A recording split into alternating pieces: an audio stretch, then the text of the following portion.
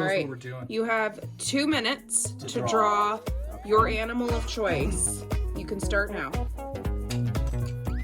1 minute. Good Lord. Good, son. I'm terrible at this. You know that. That's what I'm saying. They're in there with you. 30 seconds. Oh, I feel like we're on Nailed It. You're coloring? 15 seconds.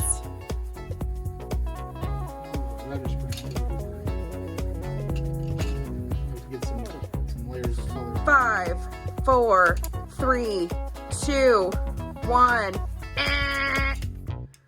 Why'd you draw an alligator? Well, I don't know why.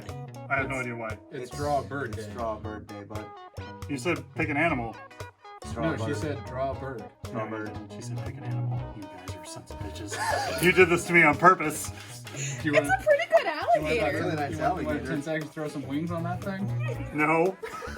My alligator's standing on the ground where he belongs. Why don't you Do show you know me? what? He's got bloody teeth because he ate your stupid birds.